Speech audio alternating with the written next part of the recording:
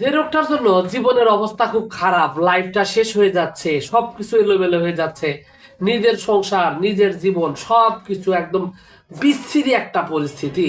আর সেই রোগটাকে যখন এন্ডোস্কোপি করা হয়, আলট্রাসোনোগ্রাম করা হয়, বিভিন্নভাবে টেস্ট করা হয়, সব জায়গায় বলে না আপনার শরীরে কোনো রোগই নেই, আপনি ভালো আছেন, অথচ লাইফ চলতেছে না। এরকমই এক ফালতু একটা বাজে একটা রোগের নাম হলো আইবিএস। এবং আইবিএস কে আমরা ইদানিং সময় খুব ভালোভাবে চিনি আইবিএস নামেই, কিন্তু আয়ুর্বেদিকে কিন্তু এই রোগটাকে অনেক বহু বছর আগেই, হাজার বছর আগেই এই রোগটাকে টার্গেট করে নামও দেওয়া হয়েছে। আর সেইটার বাংলা নাম হলো গ্রহণী। গ্রহণী নামটা আমরা বাংলা নাম কম চিনি, কিন্তু আইবিএসটাকে আমরা বেশি চিনি, যদিও দুটি একই জিনিস। এখন বিষয়টা হলো, আপনি যদি আইবিএস এ আক্রান্ত হন তাহলে আপনার অবস্থাটা কি হয় সেটা তো আপনি জানেনই, কিন্তু অনেকে জানেন না আইবিএস এ আক্রান্ত হওয়ার পরেও রোগটা সম্পর্কে ধারণা নেই। তো আইবিএস এ যদি আপনি আক্রান্ত হন তাহলে আপনার শরীরের ভিতরে যে বিষয়গুলো হয় তার মধ্যে এক নাম্বার হলো আপনার পেটে অস্বাভাবিক সমস্যা হবে। আপনার পেটে আলসার নাই, আপনার পেটে ক্যান্সার নাই, তারপরেও সেরকমই লাগে। পেটের মধ্যে অস্বস্তি অনুভব হয়, মাঝে মাঝে পেট খারাপ, মাঝে মাঝে পেট ভালো, এই প্রচন্ড কষা, এই পাতলা পায়খানা, এই সব করতে করতে করতে করতে পেটের অবস্থা অত্যন্ত বাজে একটা পরিস্থিতির মধ্যে চলে যায়। এবং এই আইবিএস এর কারণে খাবার ঠিক মতো হজম হয় না, পেটের মধ্যে ফাঁপা ফাঁপা ভাব থাকে এবং খাদ্য ঠিক মতো হজম হয় না। এই যে সমস্যাগুলো, এই সমস্যাগুলোর কারণে পুরো লাইফটাই একদমই বরবাদ একটা পরিস্থিতি, অত্যন্ত বাজে একটা পরিস্থিতির মধ্যে আছে। এখন বিষয়টা হলো যে আপনি যদি এই আইবিএস এ আক্রান্ত হন তাহলে আপনার এটার জন্য আয়ুর্বেদিকের চিকিৎসা আছে কিনা। মেইন কথা হলো আয়ুর্বেদিকে এটার জন্য, যেহেতু হাজার বছর আগে নাম, তার মানে বুঝতেই পারছেন এর জন্য ভালো চিকিৎসা আছে। তবে আইবিএস হলো এমন একটা ফালতু রোগ, যে রোগটা আপনি পুরোপুরি ভাবে নির্মূল করতে গেলে বহু সময়ের দরকার।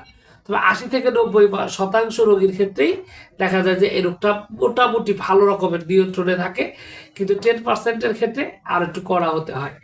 যেহেতু এই রোগটা হওয়ার পিছনে অনেকগুলো কারণ আছে, তবে সবচেয়ে বেশি যেটা সেটা হলো অতিরিক্ত ডিপ্রেশন, মানসিক চাপ, সারাক্ষণ মানসিক চিন্তা, উল্টাপাল্টা চিন্তার মধ্যে থাকে। অনেকে খাবারের মধ্যে মানে কোনো শিডিউল নাই, হোটেলের খাবার, তেল ভাজা পোড়া উল্টাপাল্টা যত ধরনের খাবার আছে, খাবারের কোনো নিয়মের বালাই মানে না, তাদের ক্ষেত্রে দেখা যায় এই আইবিএসটা হয়।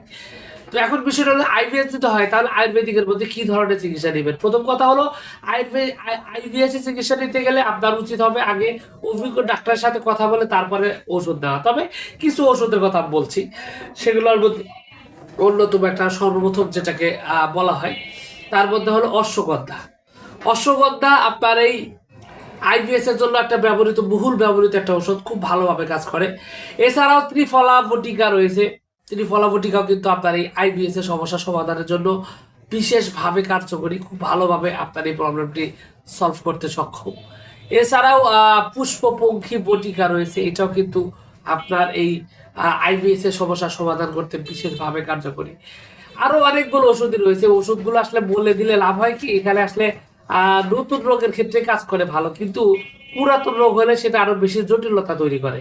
এই কারণে ঔষধ, আপনি যদি আইবিএস এ আক্রান্ত হন আপনার উচিত হবে একজন অভিজ্ঞ আয়ুর্বেদিক ডাক্তারের সাথে কথা বলা, এবং কথা বলে আপনার রোগের ব্যাপারে ডিটেলস বর্ণনা দিয়ে তারপরে আপনার রোগের অবস্থা কন্ডিশনের উপর নির্ভর করে সঠিক ওষুধ নির্ধারণ করে চিকিৎসা করে। এক্ষেত্রে আপনি চাইলে যোগাযোগ করতে পারেন আমার সাথেও, স্ক্রিনে দেওয়া নাম্বার থেকে দেশের যে কোনো জায়গা থেকে যোগাযোগ করে সরাসরি চিকিৎসা দিতে পারবেন।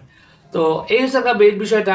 আর আইবিএস এ আক্রান্ত হলে অবশ্যই তেল মশলা থেকে দূরে থাকবেন এবং সঠিক যে খাবার সেটা খাওয়ার চেষ্টা করবেন। তো যাই হোক, সবকিছু মিলে এইটুকু ছিল আজকের ভিডিও। আপনাদের সকলকে অনেক অনেক ধন্যবাদ। আসসালামু আলাইকুম ওয়া রাহমাতুল্লাহ।